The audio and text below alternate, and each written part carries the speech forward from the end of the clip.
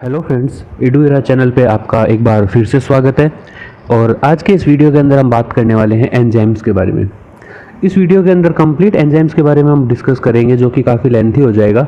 इसलिए एंजाइम से related video 2 parts के अंदर आएगा और ये इसका पहला पार्ट है। तो चलिए शुरू करते हैं।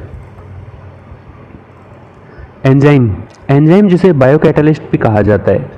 एंजाइम्स को जैव उत्प्रेरक भी कहा जाता है, क्योंकि एंजाइम्स बायोकेमिकल रिएक्शन को स्पीड अप करने का कार्य करता है।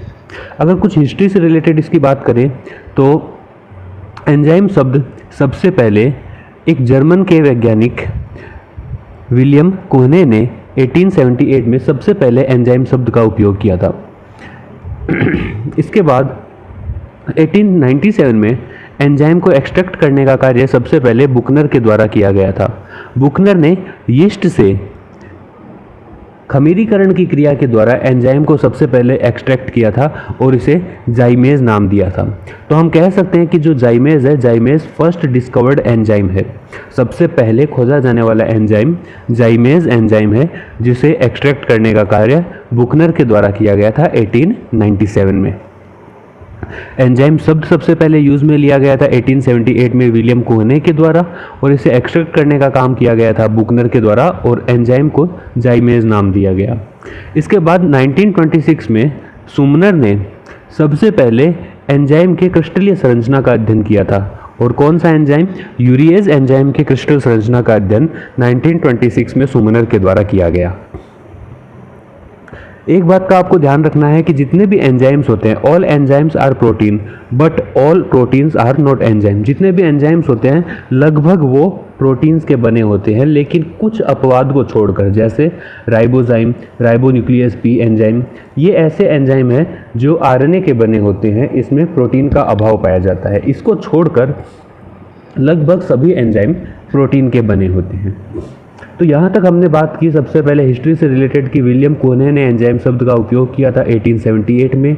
इसके बाद 1897 में एंजाइम को एक्सट्रैक्ट करने का काम बुकनर के द्वारा किया गया और इसे जाइमेज नाम दिया गया।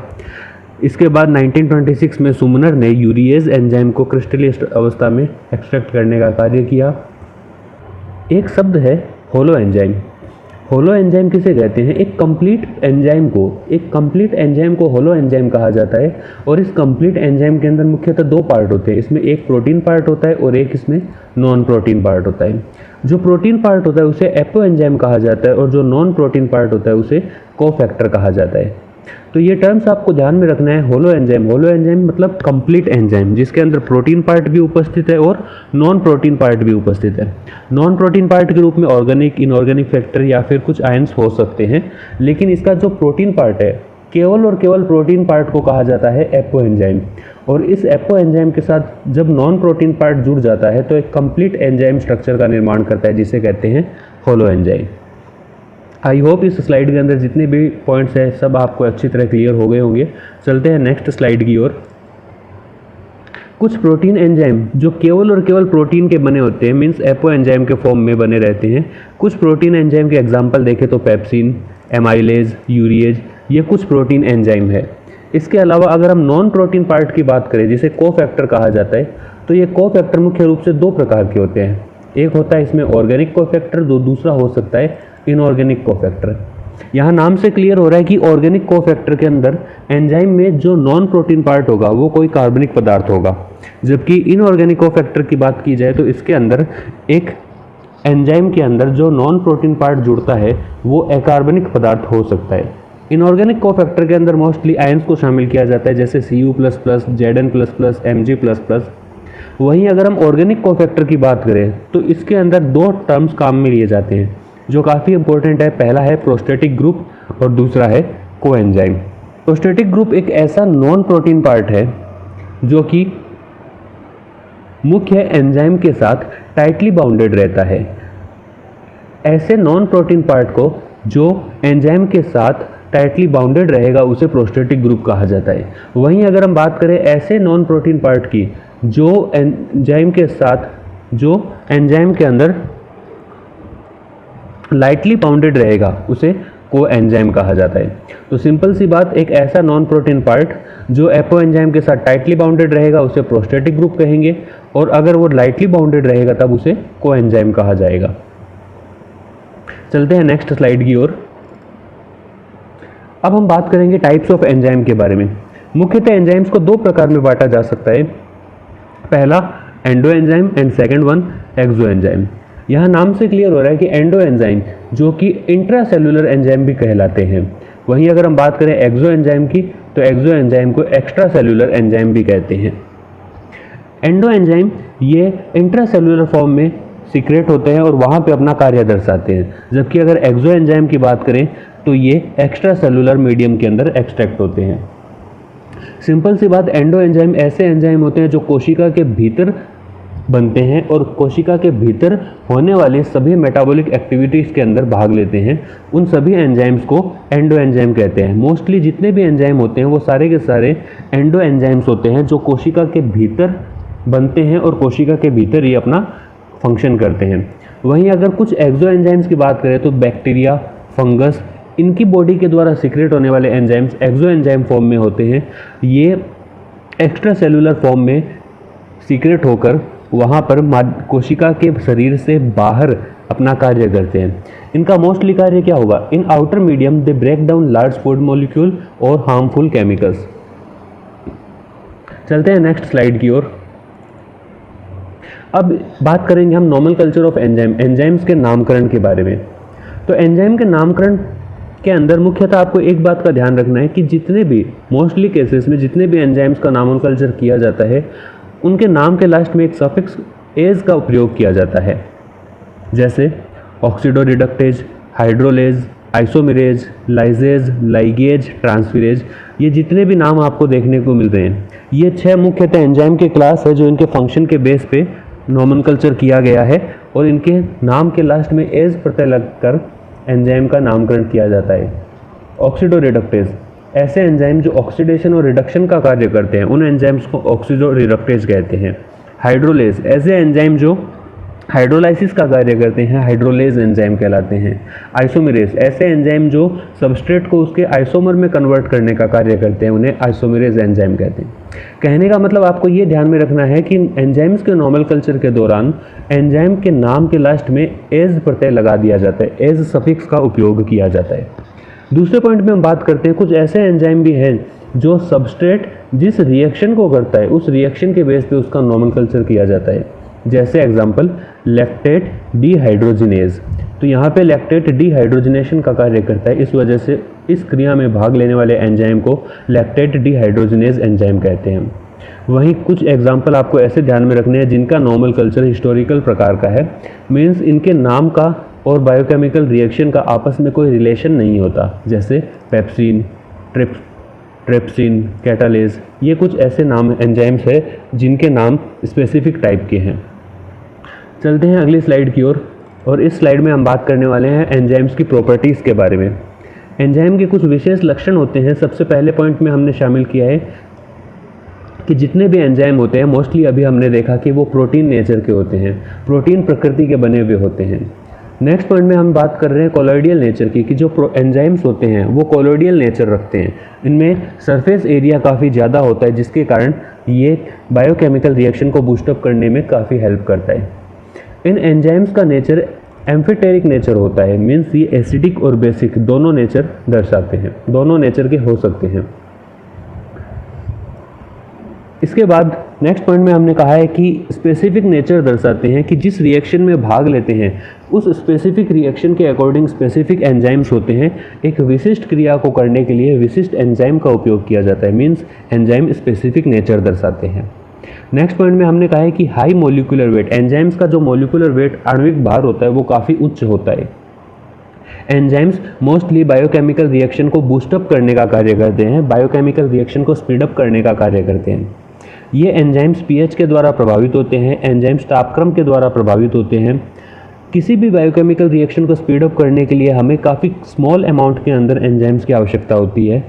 और लास्ट पॉइंट में हमने कहा है कि एंजाइम्स किसी भी बायोकेमिकल रिएक्शन में प्रेजेंट होकर उसकी एक्टिवेशन एनर्जी को डिक्रीज़ कर देता है।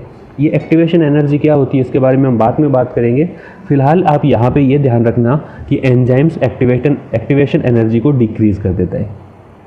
तो प्रॉपर्टीज़ ऑफ एंजाइम के अंदर हमने कहा कि एंजाइम सभी प्रोटीन नेचर के होते हैं, कोलोइडल नेचर दर्शाते हैं, इनके सरफेस एरिया काफ़ी ज़्यादा होता है, ये एम्फोटेरिक नेचर दर्शाते हैं, ये एसिडिक भी हो सकते हैं, ये बेसिक भी हो सकते हैं, ये स्पेसिफिक रिएक्शन के अकॉर्डिंग स्पेसिफिक नेचर दर्शाते हैं, इनका मॉलिक्यूलर वेट हाई होता है, ये केमिकल रिएक्शन को स्पीड अप करने का कार्य करते हैं, ये पीएच के द्वारा प्रभावित होते हैं, तापक्रम के द्वारा प्रभावित होते हैं, किसी भी क्रिया के अंदर इनका काफ़ी स्मॉल अमाउंट में उपयोग किया जाता है और ये एक्टिवेशन एनर्जी को डिक्रीज़ कर देते हैं।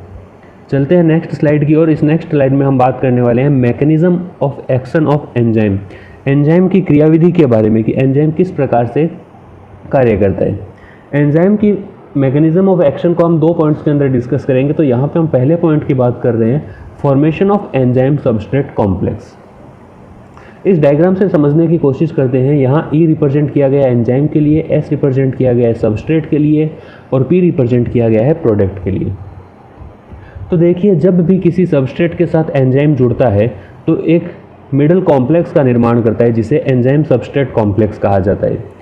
एंजाइम के सबस्ट्रेट से जुड़ने के बाद में सबस्ट्रेट को प्रोडक्ट में कन्वर्ट कर दिया जाता है और एंजाइम अप्रभावित रूप से एक्टिविटी में बना रहता है और इसके बाद एंड रिजल्ट के रूप में प्रोडक्ट हमें प्राप्त होता है और एंजाइम बिना किसी प्रभाव के एंड रिएक्शन में फ्री फॉर्म में बना रहता है। तो ये जो प्रोसेस चली है यहाँ पे, एंजाइम के सबस्ट्रेट के साथ जुड़ने के द्वारा एंजाइम सबस्ट्रेट कॉम्प्लेक्स का निर्माण होता है। इसके बाद ये enzyme substrate complex enzyme product complex में कन्वर्ट होता है और यहाँ से प्रोडक्ट अलग हो जाता है और एंजाइम अलग हो जाता है। इस मैकेनिज्म को हम डायग्राम के द्वारा समझते हैं। ये जो नीचे की ओर डायग्राम दिखाया गया है ये एंजाइम है और एंजाइम के ऊपर ये एक्टिव साइट बने हुए हैं। अब ये एक्टिव साइट क्या होते हैं? एंजाइम के ऊपर एक्टिव साइट वह स्थल होते हैं जहाँ पर सबस्ट्रेट आकर जुड़ता है और एंजाइम सबस्ट्रेट कॉम्प्लेक्स का निर्माण करता है। तो यहाँ पे जो ग्रीन डायग्राम दिखाया गया है ये सबस्ट्रेट को रिप्रेजेंट कर रहा है और जो ग्रे कलर का डायग्राम देखने को मिल रहा है ये एंजाइम है और ये जो एरो करके दिखाया गया है, एरो डिनोट किया गया है, ये यहाँ पे एक्टिव साइट को रिप्रेजेंट कर रहा है। सबस्ट्रेट एंजाइम से एक्टिव साइट के द्वारा जुड़ते हैं और इस सेकंड डायग्राम के अंदर एक एंजाइम सबस्ट्रेट कॉम्प्लेक्स का निर्माण कर दिया गया। ये एंजाइम सबस्ट्रेट कॉम्प्लेक्स अब एंजाइम प्रोडक्ट कॉम्प्लेक्स के अंदर कन्वर्ट हो जाता है और एंड रिएक्शन में प्रोडक्ट हमें फ्री फॉर्म में प्राप्त हो जाएगा और एंजाइम अलग हो जाता है। इसी मैकेनिज्म को समझाने के लिए अलग अलग मत का प्रतिपादन किया गया है, जिसके अंदर पहले जो थ्योरी आती है वो थ्योरी आती है लॉक एंड की थ्योरी, हिंदी में जिसे कहते हैं ताला कुंजी सिद्धांत। ताला कुंजी सिद्धांत इसका प्रतिपादन फिशर के द्वारा किया गया था, लेकिन ये बता दूं मैं आपको ये एक ओल्ड थ्योरी है। आज हमारे पास इससे भी बेटर थ्योरीज है मैकेनिज्म ऑफ एंजाइम एक्शन को समझने के लिए, इसलिए लॉक एंड की थ्योरी का उपयोग ज़्यादातर नहीं किया जाता, लेकिन फिर भी हम समझने के लिए यहाँ डिस्कस कर लेते हैं। इस डायग्राम के अंदर दिखाया गया है कि एंजाइम और एंजाइम के ये एक्टिव साइट बने हुए हैं। लॉक एंड की थ्योरी क्या कहता है? लॉक एंड की थ्योरी कहता है कि जो एंजाइम है वो एंजाइम सबस्ट्रेट के अकॉर्डिंग एक्टिव साइट रखते हैं। जिस तरह से एक ताला एक स्पेसिफिक कुंजी के द्वारा, एक ताला एक स्पेसिफिक चाबी के द्वारा ही खुलता है, क्योंकि ताला और चाबी की जो आंतरिक बनावट है वो लगभग एक दूसरे की पूरक होती है।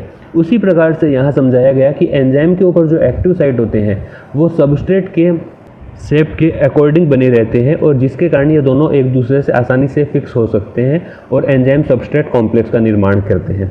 ये थ्योरी कहलाती है लॉक एंड की थ्योरी, जो कि वर्तमान में ज़्यादा प्रचलित नहीं है। वर्तमान में जिस थ्योरी का उपयोग किया जाता है वो है इंड्यूस्ड फिट थ्योरी। अब बात करते हैं इंड्यूस्ड फिट थ्योरी के बारे में। तो इस थ्योरी का प्रतिपादन कोसलैंड के द्वारा 1958 में किया गया। कोसलैंड ने 1958 में एंजाइम मैकेनिज्म को समझाने के लिए एक थ्योरी का प्रतिपादन किया जिसे कहते हैं इंड्यूस्ड फिट थ्योरी, हिंदी में इसे प्रेरित आसंजन सिद्धांत कहा जाता है। इस थ्योरी के according the binding of substrate induced A conformational change in the active site of enzyme. कहा गया है कि जो सबस्ट्रेट है वो सबस्ट्रेट एंजाइम के एक्टिव साइट के ऊपर अपने अनुसार एक कन्फर्मेशनल चेंज करता है, जिसके कारण उसकी एक्टिव साइट सबस्ट्रेट के शेप के अकॉर्डिंग कन्वर्ट हो जाती है। यहाँ पे इंड्यूस्ड किया जाता है एक्टिव साइट को फिट होने के लिए, इस वजह से इस थ्योरी को नाम दिया गया है इंड्यूस्ड फिट थ्योरी, जो कि कोसलैंड के द्वारा 1958 में प्रतिपादित की गई। डायग्राम से समझने की कोशिश करते हैं। यहाँ पे हमने एंजाइम को लिया है और ये एंजाइम की जो एक्टिव साइट है ये एक्टिव साइट सबस्ट्रेट के साइट के अकॉर्डिंग नहीं है। एंजाइम की एक्टिव साइट सबस्ट्रेट के कॉम्प्लीमेंट्री शेप में नहीं बनी हुई, लेकिन जब ये सबस्ट्रेट एंजाइम के संपर्क में आते हैं तो एंजाइम के एक्टिव साइट को अपने शेप के कॉम्प्लीमेंट्री कन्वर्ट कर देते हैं, अपने शेप के कॉम्प्लीमेंट्री इंड्यूस्ड कर देते हैं चेंज करने के लिए, और एक्टिव साइट में परिवर्तन होकर एंजाइम सबस्ट्रेट कॉम्प्लेक्स का निर्माण होता है और एंड में एंजाइम प्रोडक्ट कॉम्प्लेक्स के निर्माण के द्वारा हमें रिएक्शन के एंड में प्रोडक्ट प्राप्त हो जाता है। तो यहाँ पे एंजाइम की एक्टिव साइट के बेस पे इंड्यूस्ड फिट थ्योरी और लॉकेंड की थ्योरी का प्रतिपादन किया गया है। लॉकेंड की थ्योरी कहती है कि सबस्ट्रेट के शेप के अनुसार एंजाइम पर एक्टिव साइट पाए जाते हैं, जिसके कारण दोनों आसानी से एंजाइम सबस्ट्रेट कॉम्प्लेक्स का निर्माण कर लेते हैं। वही इंड्यूस्ड फिट थ्योरी कहती है कि एंजाइम के ऊपर कन्फर्मेशनल चेंज होते हैं और उन चेंज को सबस्ट्रेट अपने नेचर के बेस पे इंड्यूस्ड करता है, जिसके कारण एक्टिव साइट परिवर्तित होकर एंजाइम सबस्ट्रेट कॉम्प्लेक्स का निर्माण करता है। तो फ्रेंड्स, इस वीडियो के अंदर हम यहीं तक बात करेंगे और आगे के वीडियो के अंदर हम एक्टिवेशन एनर्जी के बारे में डिस्कस करेंगे कि एक्टिवेशन एनर्जी क्या होती है, एक्टिवेशन एनर्जी किस तरह से बायोकेमिकल रिएक्शन में एंजाइम की उपस्थिति और अनुपस्थिति के द्वारा प्रभावित होती है। वो सारा टॉपिक हम सेकंड पार्ट के अंदर डिस्कस करेंगे। यहाँ से डिस्क्रिप्शन बॉक्स से जाकर सेकंड पार्ट देख सकते हैं। थैंक यू फ्रेंड्स, इस वीडियो के अंदर बस इतना ही। अगर आपको ये वीडियो अच्छा लगा हो तो वीडियो को लाइक करें, चैनल पे पहली बार आए हो तो चैनल को सब्सक्राइब करें और ज़्यादा से ज़्यादा शेयर करें। धन्यवाद।